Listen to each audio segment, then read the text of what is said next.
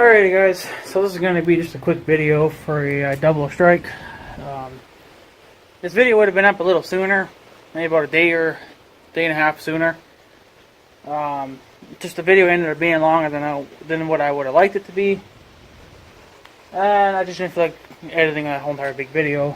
So, and that was a couple days ago.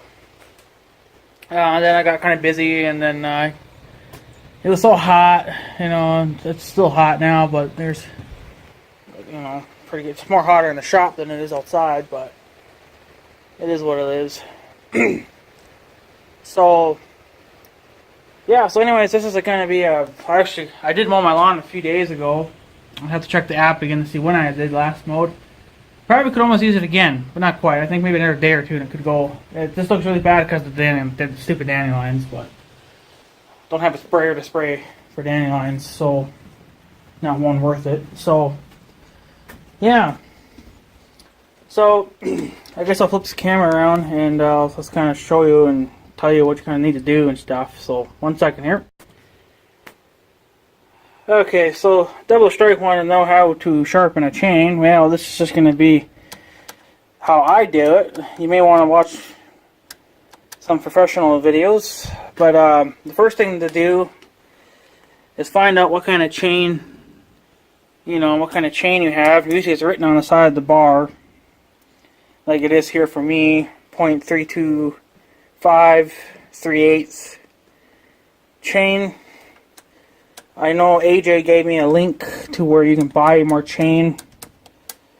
I think it was Oregon or something like that. I can't remember now, but they sell stuff too that you could probably get from them. Like you know what you need. AJ recommended that I buy more chain. So if I did, like, obviously if I dolled up this one, then I could just throw on a new one and then wear down all the old ones, and then yeah I just had to. That's a little too loud, I guess. Just what I'd recommend doing is just buying some more chain, that fits your bar. Like, this is a 16-inch bar, so you need a 16-inch chain.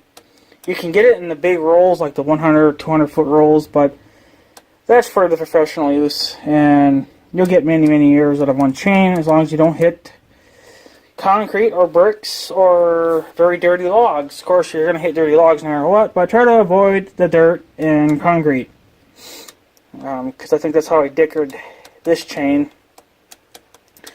So to sharpen this chain, there's many ways of doing it. One, you're going to need a vise. Okay, you'll clamp the whole saw into the vise, the bar, and then just tighten it down.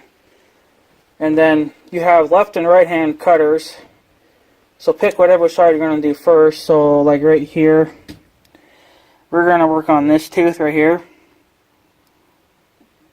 We can get really close on that tooth. Wow. So we're going to work on this tooth. So what you're going to do is, once you find what size chain you have, you'll want to get yourself a round file that fits your size of chain. This is a 3/8 chain, so I believe this required a 3/16 filing round file. And then get yourself one of these handles if you can. This handle actually came with that tool, which I'll show you in a minute, but don't use that tool. Just take the handle off it. The handle's pretty nice. You could probably have someone either custom make you one, or you can buy them somewhere. But anyways, if you're going to sharpen this chain, or this tooth, you got to see which way it's going. So obviously it's going this way, so this way. So you'll want to cut in that direction and make sure you're at I think it was either 40 or 45 degree angle. It'll say in your book. So basically just how I have it now is basically, I guess, how you're supposed to sharpen this tooth. And then you count, depending on how dull your chain is. I'll make about 10 rounds on each tooth, just because that's how dull they get. So when you sharpen it once, you're supposed to pull your thing back out, and then do it again, pull out, do it again. Don't pull back on it, because then you'll wreck it even harder. So just keep doing that, you know, make sure you do it correctly. Make sure you're level, you know, that way as well. And depending on how many times you have to do it, it depends on how dull your chain is. For me, I just make 10, I just go over it 10 times. Right? Okay, so blah blah blah, I did it 10 times. Okay. Now what you'll want to do is you'll want to mark that tooth, because that's going to be your start tooth, so you don't accidentally over sharpen it again.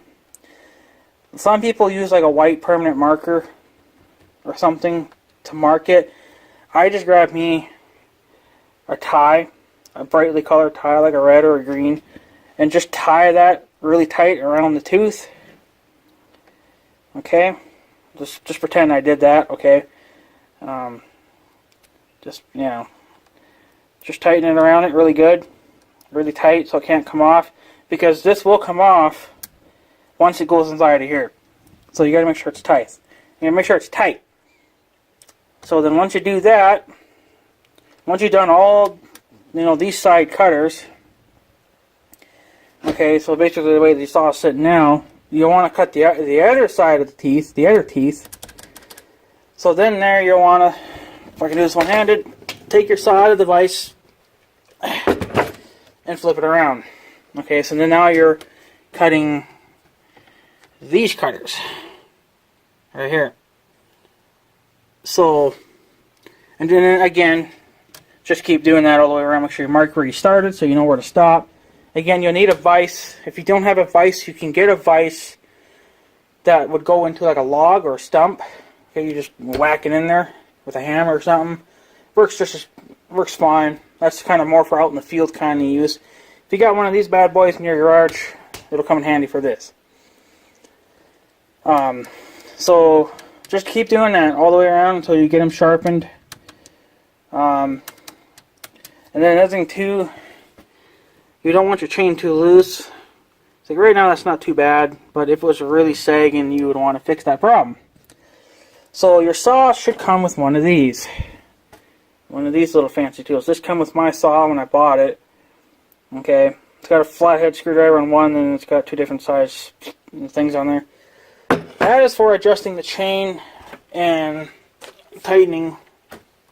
If your saw has it, like mine does. So this would be for these, obviously to tighten them, and then this is to adjust your attention. Okay, mine here. My adjustment is right here. Okay, so make sure that's right, because remember it will stretch with heat. So as it gets hotter, it'll stretch. So got to keep that in your mind too. That that's what's gonna happen. Okay, but then over time, you're noticing that even though if you do sharpen your chains or your cutters, it still doesn't cut very well. You'll want to get one of these. This is a gauge kind of thing. Again, you got to make sure it's for the correct size of chain, which mine is 3/8. Okay, you can see it says right there 3/8 or 0.325. Okay, so these little things right here need to be filed down once in a while. Not too often, but once in a while. You just want to put that on there, I guess however it fits on there, and whatever sticks up above it, okay, you'll want to file it down. Now, if you could get stupid like me, because I couldn't find a flat file, I got stupid enough and I broke up my angle grinder, which is the worst thing you could possibly do, but at the moment I couldn't find it. So, don't do that. But it does work, but you don't need a lot of power and you don't have to hold it there for very long, because this is kind of soft metal a little bit, so it does wear down. To do this, get yourself a flat file. Again, you might want to find a handle. What I do is I just rob the handle off wherever the hell it went. Right there. I just rob the handle off that guy and I put it on this guy when I want to flat file those little guys down. Okay, so I thought I heard something, so I had to go check real quick. But and you'll probably want to mark that too. Again, Excuse me. You'll probably just want to mark that with something so you know where you started. Again, just keep going all the way around, because you always want these little guys to be slightly lower than your cutters. Over time, your cutters, well, because they're kind of on an angle, and as you sharpen them, it wears them down. You know, so they're not like tall. They get shorter and shorter and shorter as you get further back on the tooth. So over time, you will have to cut these little whatever they call these little doohickeys there. I just call them limiters because they stop. You know, so you don't want them down too much because then you'll take too big of a bite and then your saw will work harder. Could be more dangerous. Yada yada yada. You don't want it, you know, too thick up or too high up because then your teeth are not cutting. They're not taking a lot of wood off, so then it's slow going. So that's where something like this would come into play. Just stick it on there somehow and make sure it's level, and like that seems like it's all right. So yeah, I probably shouldn't. I probably should actually, since I'm here, I might as well probably go over them. But it is what it is. So that's just basically kind of it. You just need some basic tools. You know, make sure you get the correct size round file, the correct size gauge. Get a flat file. You can get any kind of flat file, doesn't really matter. And then make sure your saw comes with these.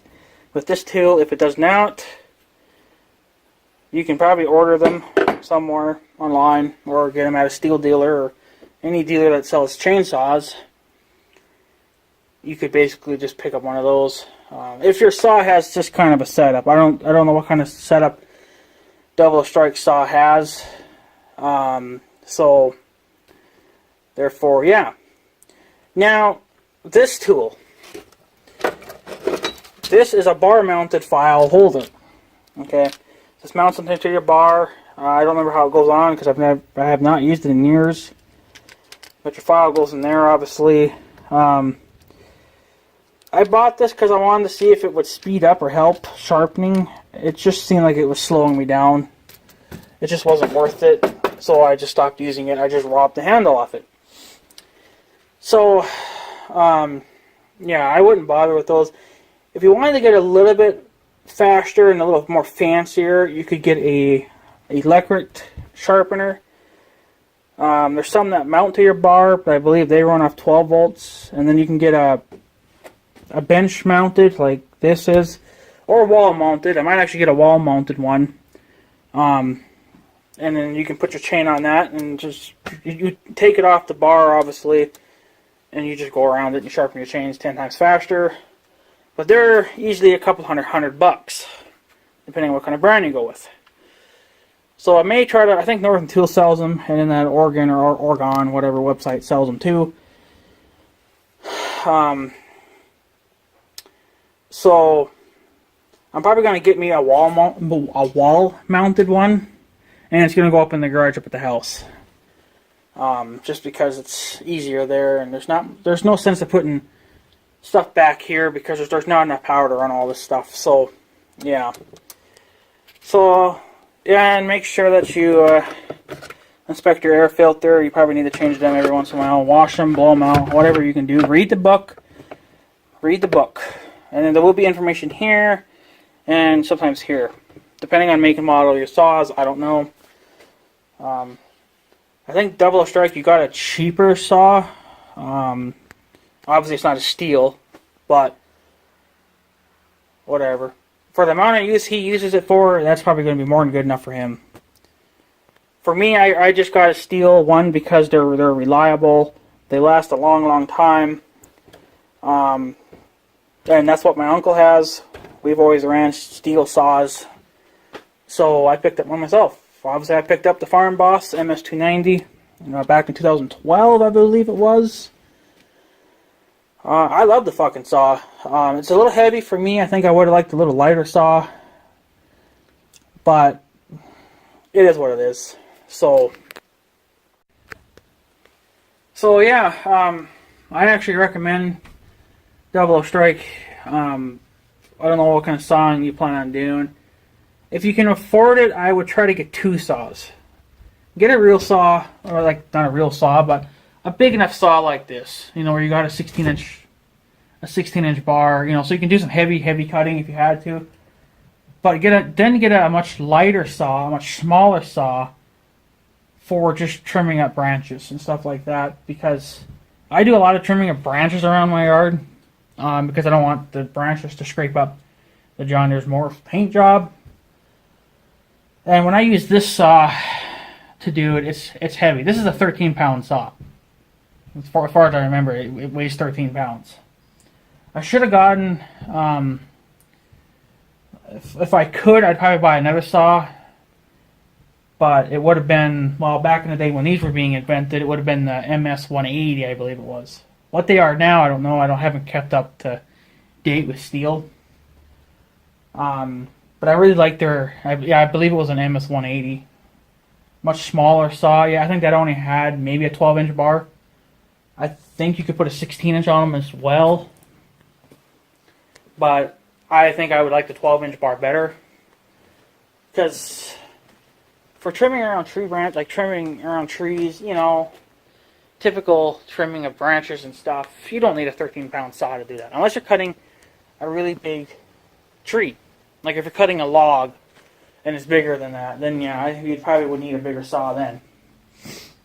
But for me, I would definitely get another saw. It'd be a smaller one. Like I said, there's nothing wrong with the Farm Boss. It's a great saw. It's just a little heavy for light duty work.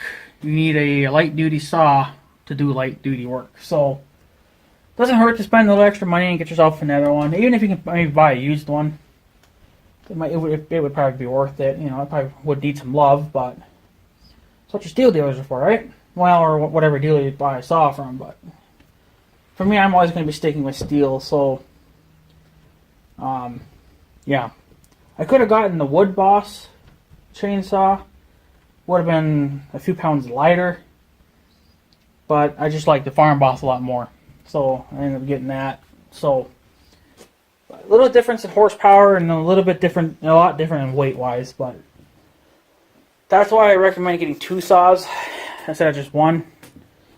Get yourself a heavy-duty saw like that, and then get yourself a light-duty saw, small saw, you know, for cutting branches and stuff like that. I actually wouldn't mind getting one of those little stubby saws that the pros use when they climb in and out of trees.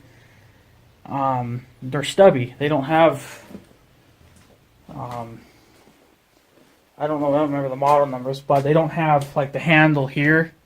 They basically just have the handle here, and the throttle and everything's here too. It's a really tiny saw, but I think you can only,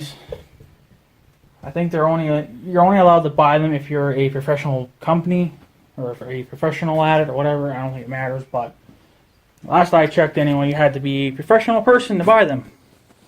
Well, I'm never going to be a professional at sawing, so yeah.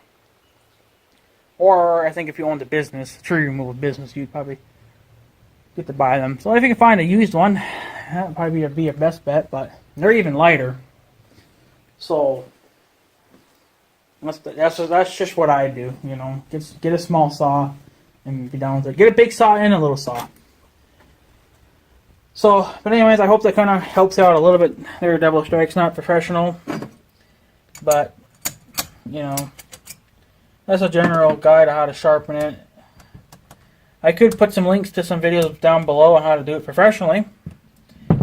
If you want to see those videos, let me know, and maybe I'll put the link below. I may do it, but if you don't see links there, then just ask, and I will go find those videos. And I will give you the links then. But they're just professional videos on how to professionally sharpen a saw. Obviously, I'm not a professional. Never will be. I just get the job done. So, yeah. So, hope that kind of helps a little bit. That's just basically what you have to do. Sharpen it, and make sure you sharpen it correctly, and be done with it. So. And it wouldn't hurt to buy some spare chain too. I definitely should do it too. just to, you know, well, you know, just in case if you should dull it, then you don't have to spend time sharpening. You can just, because it's faster just to swap them out than it is to sharpen them. So get 2-3 extra chains if you can, and have at it, you know. So that's just my input on it. So yeah, that's pretty much it on that.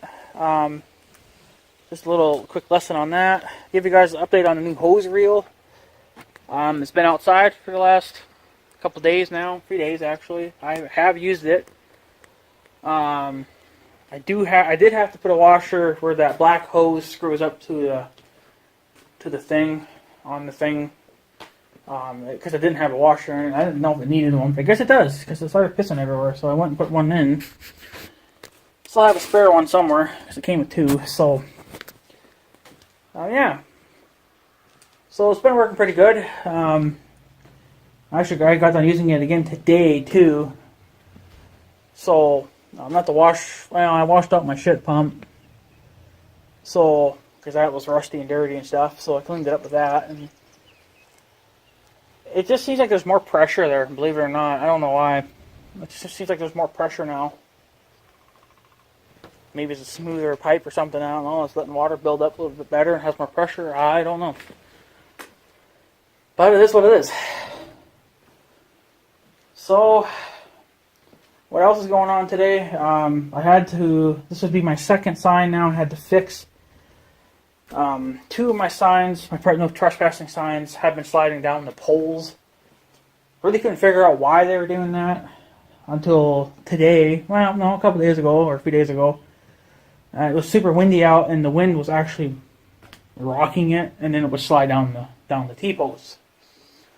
So I ended up bringing one back, drilling a couple holes through it, and then tying a piece of wire around it and tying it to the T-post, so the wind can no longer rock them. I ended up doing another one today. I have one by the bridge that did it. I tied that one, and then there's one by that pond that you guys seen me put in. That one was rocking too. So I tied that one. I have 2 more that I could tie, but they so far haven't really fell down that much. Probably should still do them anyway, save me the bullshit of having to come and do it later, but it is what it is. But yeah, I'm probably going to have to put up another no trespassing sign in another area of our field, like right along the stupid dike, because there was an asshole that decided to jump off the dike and go right across our field in a dirt bike. And I think I know who it was, because they were in town yesterday evening. I had just gotten back from the farm because it was downpouring out, or it was getting close to downpouring. They drove past my house, gunned it up like a bunch of freaking idiots again. I didn't know where they went after that. I figured they were going home. Never really had any issues with trespassers going on our property in quite a long time. And now somebody on a stupid dirt bike decided to fucking do it. So whoever you are, you dirt bike, you're a douche. So I got some spare signs, but I got to go to the lumber yard and get. Yeah, I got to go to the lumber yard, grab another sheet of plywood, and then I have to order more of those brackets, those T-post brackets. I still have some signs left. I got a couple of posts left. I was hoping to save one for a measurement or something, but whatever. There goes a diesel. Yeah, that's a damn Dodge. Fucking nice it is. So yeah, probably be trying to get some more shit. Put up another. I doubt anyone's even listening, but you know, whatever. If we would have stayed out another 5-10 minutes, we would have seen it. Would have caught his fucking ass too. But what are you gonna do? So, still got plenty more signs here yet. Yeah, I got 3 more yet. I think. Yeah, I got 3 brand new ones, and I got 2 used ones. But I'm probably just gonna chuck them in the trash. But I guess I'll have to put up another one. Go to the lumberyard, get a chunk of sheetrock, or plywood, I mean, and order more of those brackets. Get another 4-pack. So, because I know where he jumped off. I did take a couple of pictures of it. I doubt I'll stick them in this video because it's too much editing. But do that, and yeah, a couple of kids jumping in the trampoline. They got a trampoline over at that house way over there. We used to have a trampoline back in the day too, but totaled that thing within like a couple of years. Whatever. So, got a couple of T-posts left too that need to be put up as well. For more signs. So, but it kind of ticks me off that they don't respect my property and don't respect my wishes. So, they'll probably never listen to my signs either. I mean, it was going good there for a while until that dirt douche decided to go speeding past my house and rev it up real hard, and then somehow get on top of the dike and then go zipping across that field. Because I was there yesterday, and I didn't notice any dirt bike track trails. And then I looked today, and then sure enough, there's one out there. So I don't care if you are trying to beat the storms or whatever. You know, don't jump across my field because you want to get home quicker. If you get rained out, how about just go underneath the bridge and wait a couple of minutes, you know? It's like you don't need to go zipping across my field to try to get home quicker. So, but I don't know. I mean, when they went back up along the bridge there, I'm sure they seen that my sign was there, but they don't. If they don't see it going head on with it, they don't give a shit. So, I guess that's what I'm going to have to do. I'm just going to have to, put up a couple more signs, and then if that still don't stop them, I have a couple more things that I can do. It's going to cost money, but I know in the long run it'd be worth it. So, because it'd actually be cheaper, but yeah, it's still more money, obviously, but cheaper. So, do that, and that'll definitely keep them off after that. So, because there's not much I can do about it, because I can't be there 24/7 to watch that fucking place, because it's just not going to happen. If I lived there, it'd be a lot easier, but I don't live there, so. But, you know, that is what it is. So that's pretty much it, guys. Just wanted to make this quick video for Double O Strike. Just to kind of show them how to sharpen your freaking chain. That's just how you do it. And make sure you're... Another thing too is make sure you get the proper kind of feel and oil mix for your saw. I used to just buy the steel Moto Mix. You could run it too, I think, if you wanted to, but it's not really worth it because they're like $7-8 a can, and there's not very much in those cans. You'll get about maybe two or three fillings out of it. That's about it, but. I just liked it because, you know, I thought it was better for the saw. So, and make sure for me it has to be a 50-to-1, I guess, mix ratio or whatever. That's what the Moto Mix is anyway, so I figure that's what the saw needs to be. You know, when you were to mix your own steel saw oil together or whatever, or motor oil. Just get the best stuff, and then get the best stuff for your